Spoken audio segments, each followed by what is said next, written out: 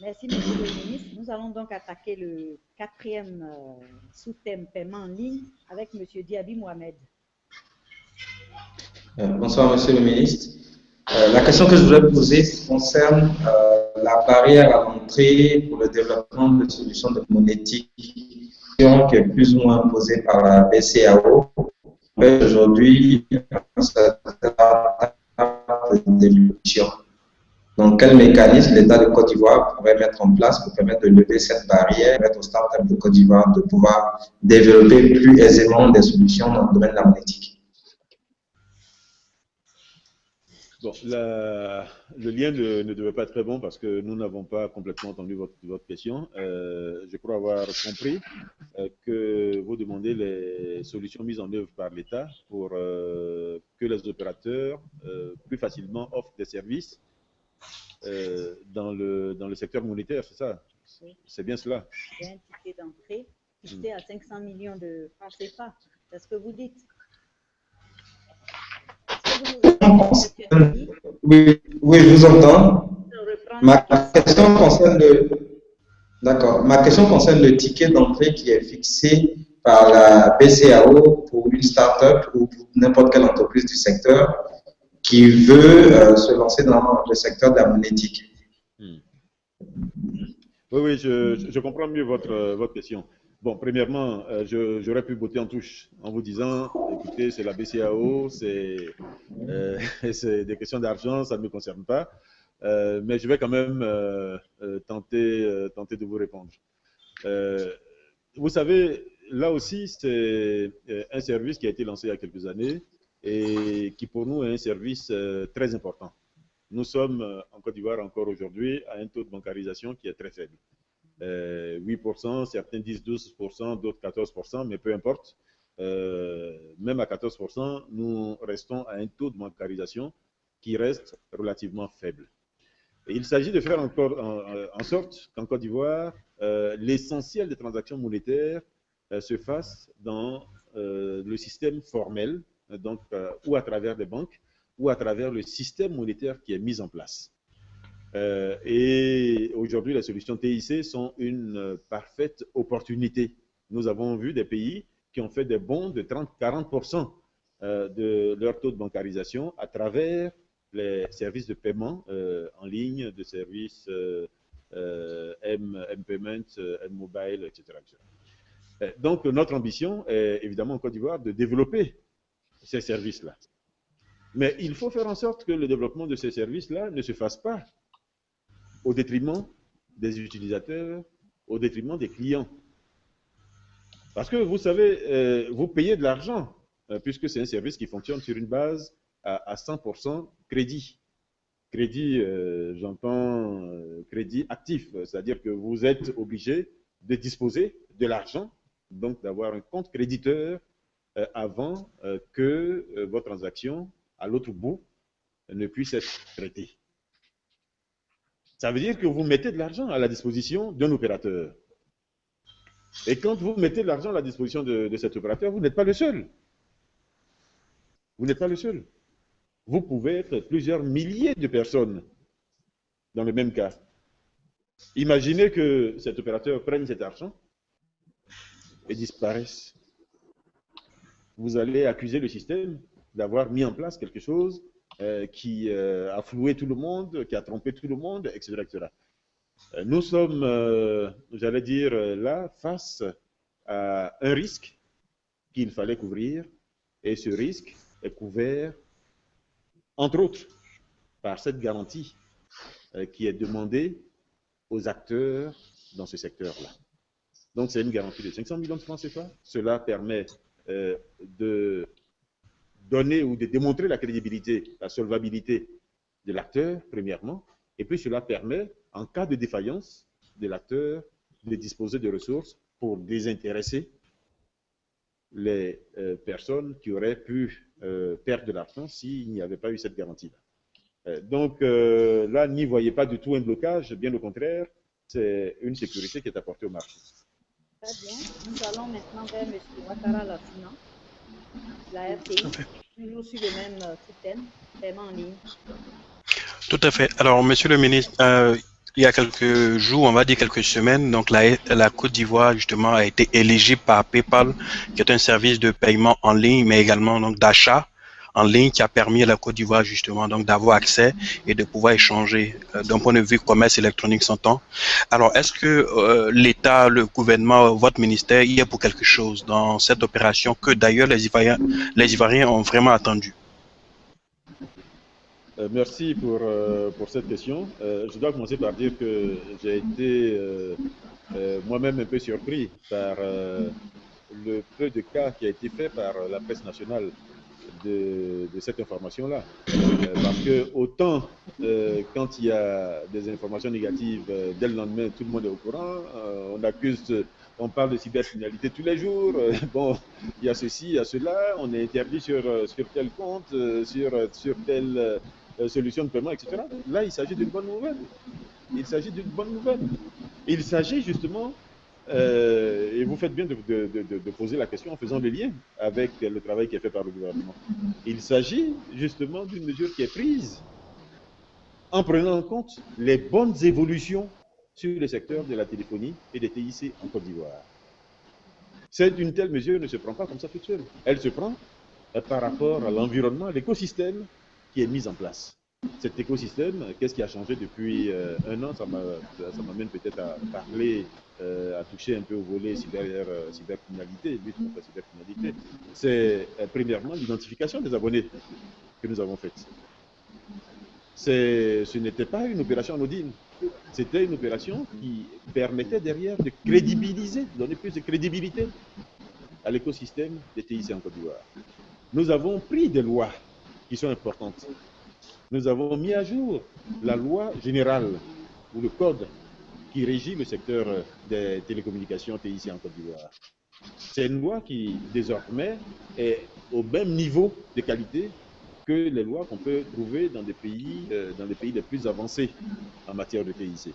Nous avons pris 3 lois qui sont structurantes dans le secteur des TIC. Nous avons pris la loi sur le commerce électronique. Nous avons pris la loi sur la protection des données à caractère personnel. Nous avons pris la loi sur la lutte contre la cybercriminalité. Et cette dernière loi permet de mieux définir les infractions en matière de cybercriminalité, de mieux protéger les acteurs du secteur, etc., etc. Nous avons pris d'autres dispositions, notamment le renforcement des capacités de la plateforme de lutte contre la cybercriminalité, plateforme qui est mise en œuvre avec le ministère en charge de la sécurité en Côte d'Ivoire. Nous avons renforcé la collaboration avec les maisons de transfert d'argent, etc., etc.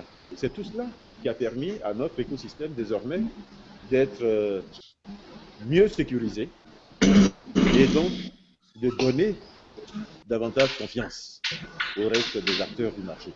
Et c'est ce qui explique que la confiance revenant, que ces institutions ou entreprises dans le système de paiement remettent la Côte d'Ivoire donc dans les listes blanches. Nous sortons des listes grises et noires pour nous mettre dans les listes blanches, donc d'acteurs ou de pays qui est tout à fait convenable, solvable, crédible et sécurisé. Parmi Patrice Alédé, je pense qu'il est visible. Donc nous vous passons la parole pour votre question, toujours sur ce thème de paiement en ligne. Dernière question. Vous êtes là ou vous venez de repartir? Bonsoir, Monsieur le ministre. Bonsoir. Bonsoir, Monsieur le ministre. Bonsoir, Monsieur Alédé. Ouais. Si vous me permettez, je vais rebondir sur la question de mon confrère. Oui, si vous me permettez, je vais rebondir sur la question de mon confrère Obekra. Et cette question m'intéresse. En fait, Orange Côte d'Ivoire a récemment fait une publicité abondante sur la 4G et la TCI a réagi pour dire qu'elle n'avait pas accordé la licence 4G à aucune société de téléphonie mobile. La publicité a été retirée. Et si Orange n'a pas la licence 4G, quelle est la sanction, donc quel est le coût? Par ailleurs, quel est le coût de la licence 4G et à quand les opérateurs peuvent... Monsieur merci, Monsieur Alégbé. Nous avons déjà épuisé cette question. Hein, vous n'étiez pas... Oui. Lorsque vous aviez les problèmes, les difficultés. Nous sommes maintenant sous le sous-thème paiement en ligne. Donc, je crois que sur ce point-là, vous avez une question.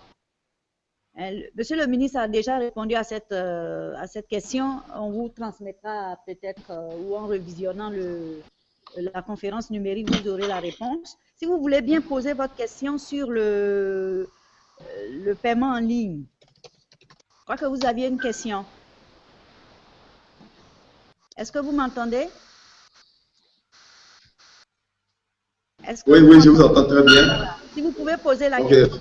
Constant, oui, je vous entends très bien. Voilà, merci. Allez-y. Ok. Ok, concernant le paiement en ligne, j'aimerais savoir. Ok. Concernant le paiement en ligne, j'aimerais savoir les garanties en termes de sécurité que l'État va répondre pour faciliter et donc permettre la transaction plus sécurisée des personnes en ligne. Bon, je ne sais pas si vous avez compris la question, moi je n'ai pas compris. Les mesures prises par l'État pour sécuriser... Dans le commerce électronique, oui. Les transactions concernant le commerce électronique. Bon, oui, j'ai juste avant indiqué toutes les mesures qui ont été prises par l'État. Mais je vais quand même rebondir sur la fin de la question que vous n'avez pas pu poser, parce qu'il y a juste un bout qui pourrait mériter effectivement une réponse complémentaire. C'est à combien la licence 4G va être placée et puis dans combien de temps. Et évidemment, à ce stade, nous ne pouvons pas indiquer de prix, tout simplement parce que les études sont encore en cours. Deuxièmement, il ne s'agit pas, en ce qui concerne la Côte d'Ivoire, de licence 4G. Le choix que nous avons fait est à partir de 2016 de mettre sur le marché 2016, tout simplement parce que c'est l'échéance des licences actuelles. Donc, à la fin des licences actuelles, c'est mettre en place ce qui va s'appeler des licences globales. Donc, des licences qui sont transparentes ou indifférentes en ce qui concerne la technologie déployée par l'opérateur. Ce sont des licences qui permettent à l'opérateur de fournir tous les services. Donc, la seule obligation qu'il aura vis-à-vis de nous et sur laquelle il va être régulé, ce sera les services qu'il va s'engager à fournir. S'il dit « je veux fournir des services Internet, je veux fournir des services de GSM, de voix, de données, etc., nous prenons cela et nous laissons ensuite l'opérateur libre de choisir les technologies, les équipements qu'il pense être les meilleurs pour fournir ces services-là. Ça pourrait être la 4G, ça pourrait être la 5G, parce qu'il faut commencer à avoir déjà au-delà de la 4G, ça pourrait être d'autres technologies, etc. Donc nous voulons sortir de la logique technologique pour entrer dans une logique de régulation uniquement sur le service à partir de 2016. Donc ça va être une transformation importante et puis nous avons encore une année puisque l'objectif c'est de commencer à discuter avec les opérateurs à partir de fin 2014, début 2015, de commencer à discuter avec les opérateurs sur les modalités de placement de ces nouvelles autorisations de licence. Pour revenir ensuite, donc les mesures prises, c'est celles que j'avais citées. Bon, c'est celles que j'avais déjà citées, c'est-à-dire la loi générale sur le secteur, la loi sur la cybercriminalité, donc qui aujourd'hui précise mieux les infractions en matière de cybercriminalité, et puis surtout sanctionne très fortement les infractions, délits, crimes en matière de cybercriminalité. Nous avons des sanctions qui vont jusqu'à 20 ans d'emprisonnement et qui vont jusqu'à 100 millions de francs CFA d'amende. 100 millions de francs CFA qui s'ajoutent au préjudice que rembourse le fautif au cas où il y a un préjudice. Donc ce sont des sanctions qui sont très lourdes et qui aujourd'hui devraient faire réfléchir par deux fois en principe avant de passer à l'acte. C'est la loi sur la protection des données à caractère personnel qui protège également. C'est la loi sur le commerce électronique. Et puis, c'est d'autres mesures de sécurité, notamment la sécurité des réseaux et systèmes, puisque nous avons également ce contrôle-là qui est fait aujourd'hui au niveau de la RTCI, il y a toutes les mesures qui sont prises pour protéger l'écosystème, pour protéger le système des réseaux en Côte d'Ivoire, existants en Côte d'Ivoire.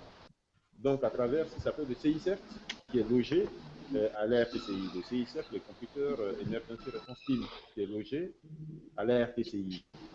Et qui aujourd'hui est en collaboration avec tous les CERT qui sont dans le monde. Cela permet donc d'avoir une action combinée, une action commune de lutte contre les actes de piraterie en matière TIC. Donc, je dois dire qu'on est dans un environnement qui, certes, n'est pas, parce que personne ne peut dire nulle part dans le monde qu'il est impossible de protéger à 100% un réseau, qu'il soit informatique, qu'il soit télécom, etc. Tout simplement parce que vous savez comment fonctionnent les réseaux. Ils fonctionnent avec des niveaux d'autorisation. Et plus le niveau d'autorisation est élevé, plus la personne en question a des possibilités d'inférer ou d'interférer dans le système en question. C'est peut-être l'une des forces de nos systèmes et réseaux, mais c'est en même temps ce qui peut en constituer une faiblesse. Mais ce que nous pouvons dire, c'est que en Côte d'Ivoire aujourd'hui, en tout cas, les réseaux et systèmes sont en sécurité, que les populations peuvent faire des opérations en ligne en étant sûres de ne pas être trompées, etc., etc. Et à partir du moment où elles prennent évidemment un minimum de précautions, s'assurer que les sites sur lesquels vous êtes, que ce sont des sites officiels, que ce sont des sites connus de vous. Des précautions, j'allais dire, qui sont prises par ailleurs. Je ne vais pas m'y étaler, mais il est bon quand même juste d'évoquer celle-ci parce que beaucoup de gens le font. C'est avoir un compte, une carte, par exemple, d'achat que vous avez principalement, que vous utilisez pour vos transactions importantes, et puis avoir une carte d'achat sur laquelle vous avez peu d'argent. Ça peut être 50 000 francs, ça peut être 100 000 francs, ça peut être 200 000 francs selon vos capacités et que vous utilisez pour vos transactions sur le net. C'est en général une protection qui est, j'allais dire, très forte parce que quel que soit le risque auquel vous serez exposé, ça ne dépassera pas le montant de crédit qui est sur votre carte secondaire. Donc, beaucoup de gens utilisent cette solution. Voilà l'astuce que je peux donner, mais tout en rassurant les uns et les autres sur notre capacité aujourd'hui à sécuriser les réseaux et systèmes qui sont sur le territoire ivoirien.